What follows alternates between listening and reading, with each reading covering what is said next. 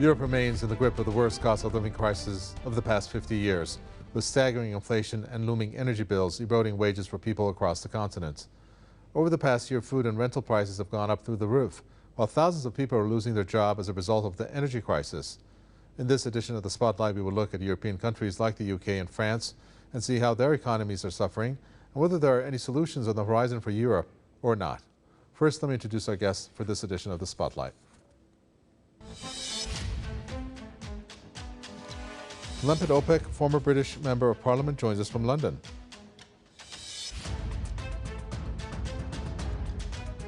Also joining us is Clive Menzies, researcher and political economy analyst, also joining us from London. Gentlemen, welcome. Lembit Opek, first over to you. So I'm sure you saw, or maybe you were part of it, I don't know, but 500,000 people there in London went on a strike. It's the largest strike in 12 years. We understand British teachers, civil servants, train drivers, university lecturers were part of that. What did you think about the strikes when you saw it in those numbers? Because that's rather large.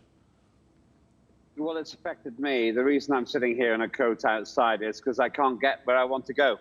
The train drivers are also on strike.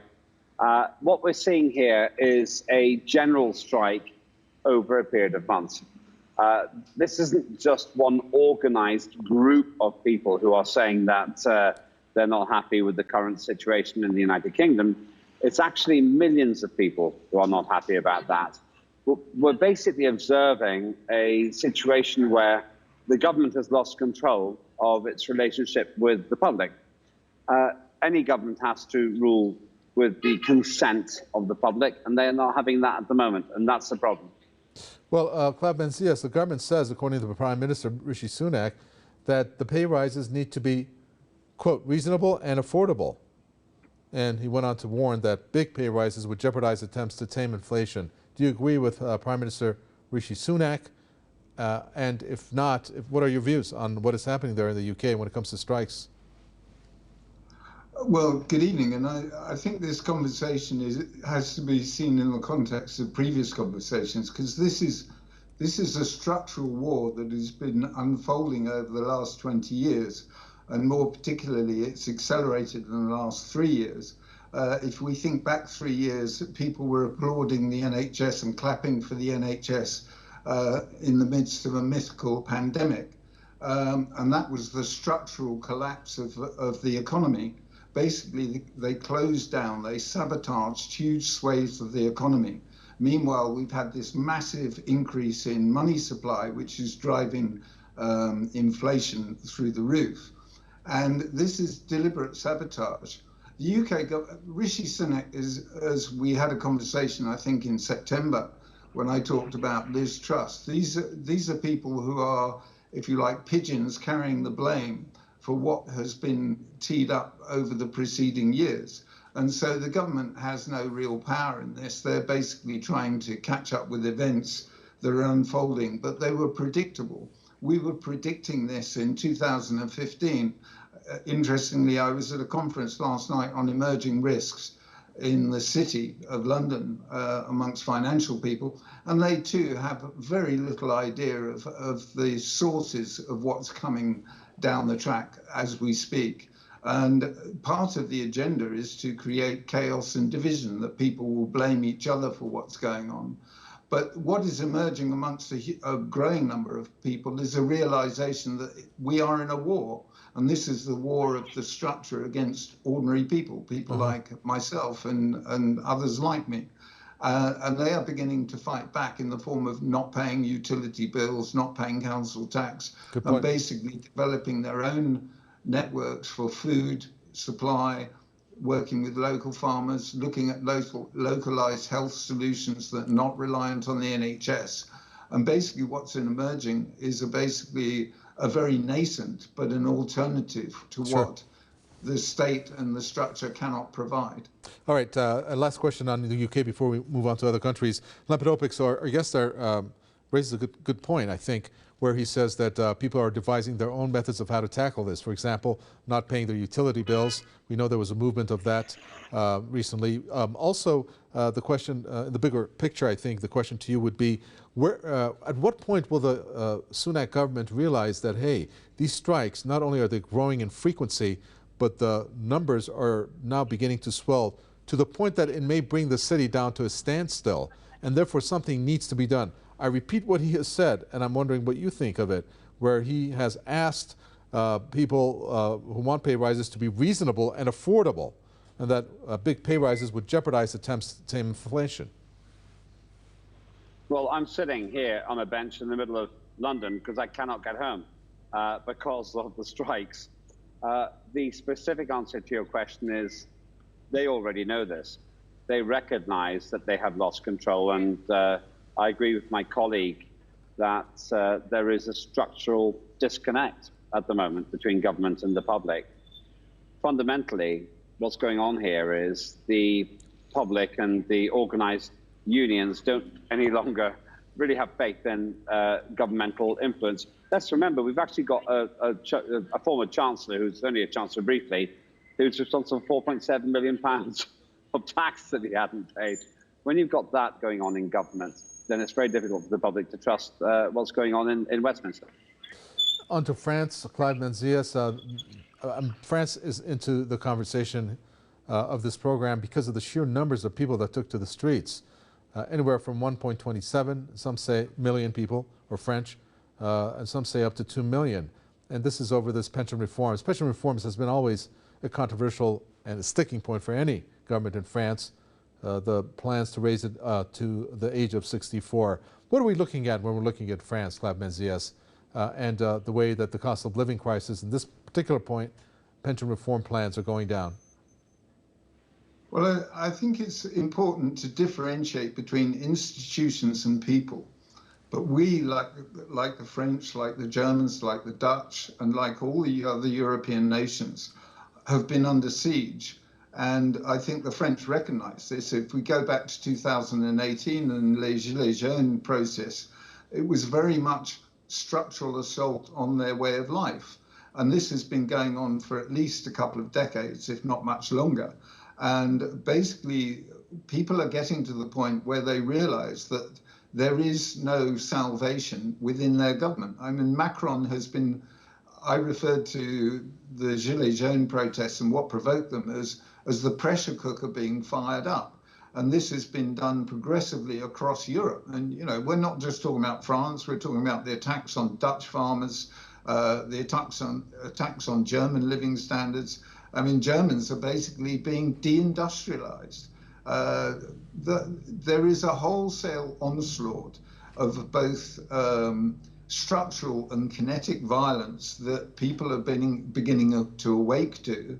And not only that, they're beginning to awaken to the causes thereof. Nobody can be blind to the amount of greed and corruption that has been prevalent across all society, across all government institutions and related institutions. And people are noticing, and they're beginning to ask themselves, why are they reliant on these structures? And the only recourse out of this is to actually develop an alternative system. It was Buckminster Fuller, who is probably not someone familiar to many, but he wrote a book called Operating Manual for Spaceship Earth. And one of the things that he famously said was, you don't fix something by trying to tinker with it from within. You create something new that will make it obsolete. And that's what's beginning to happen. And that can only be a good thing. The unfortunate thing is that because of the structure in its death throes is becoming ever more desperate, things are going to get a lot worse before they get better. But certainly within my local area, there are people developing alternative systems to live with, which make them less reliant. And that is a global phenomenon, not just peculiar to North London. It's going on across England, and it's going on across the world. There are self-organizing societies in France, in Spain, in Mexico, right, among others. And I'm sure there are many more. Indeed, there are other countries, and we could talk about each country since there are quite a few of them in the European Union, Lempidopic. But you know, what is that going to do if I just throw you an inflation figure, for example, and that they're not obviously they're experiencing cost of living crisis. One of the things not talked about, Lempidopic, and I'd like to find out what you can tell us, if you can, is a thing called greedflation. Greed with a D. Corporate profits soaring. The sectors that it seems like that's happening in are You're looking at energy, you're looking at things like the food, from what I'm understanding, the technology sector, and luxury sectors, where they're enjoying an unprecedented amount of cash bonanza, if you want to call it. This is on the backs of people, so they're taking advantage of what's happening. Of course, the one that really stands out is in the energy sector. Isn't there anything that's being done there in the UK to start off with, and other places? I mean, I'm looking at, for example, how these energy firms have made combined total profit of 75.9 billion euros over the first 9 months of 2022. Yeah. First of all, something can be done. I know nothing serious is being done. Let me explain that. And let's just take the energy sector example as a case in point. The reason that the energy sector is making so much money is because of the idiotic and stupid policies in the West when it comes to energy. You can't run a modern economy with solar panels and turbines. I know we're not discussing claims about climate crisis right now, but however you power society, that's not the way you can do it. And Germany, which has had a very green, and you mentioned Germany, has got very green credentials, it claims, is going back to coal. So what we're seeing here is an ideology virtue signaling causing a massive increase in the cost of energy. The second and perhaps even more important point here is politicians are very bad at making technological decisions. And there are no sensible decisions being made at the moment. If you want a clean grid, you need to go for nuclear and potentially tidal as well if you've got water. You don't do it by simply waving a flag in the sky, and the sun will always shine even at night. So if you add all that together, the West has now got an energy crisis, and then of course it depended on its arch enemy Russia to get cheap gas. That's a recipe for, it's a perfect storm, and you can't have it both ways. You don't declare war on your best energy friend and pretend that you can't get a bad result from that. Please tell us what you think about the energy factor, Claude Menzies, when it affects obviously all countries. And this is something that has inflation as a consequence. When we take a look at the energy, I guess I can call it a crisis because we're still looking at it. Explain to us what is going on there.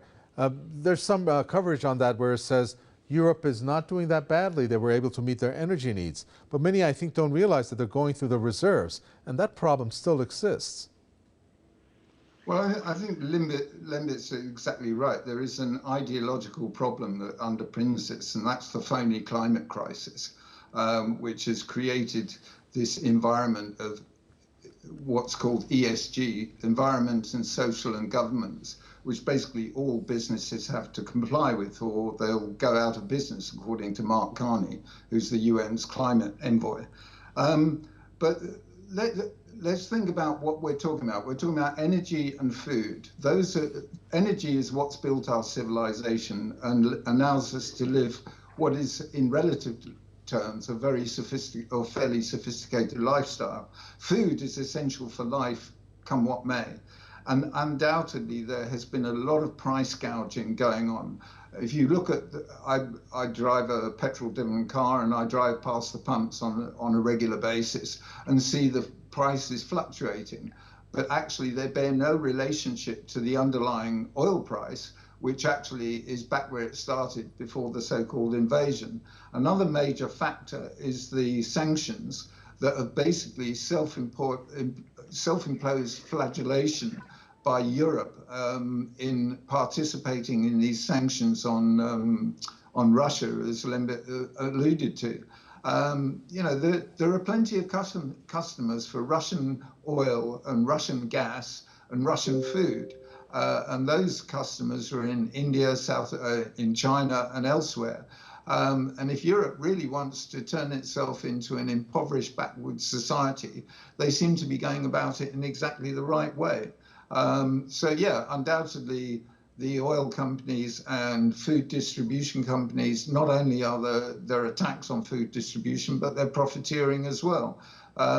but the only solution is to get back to as close as to where you can access your own food. For example, energy is a bit more of a problem, Sure. but we ought to at least call out the lies that are surrounding the war in Ukraine that's been going on since 2014. It didn't start last year.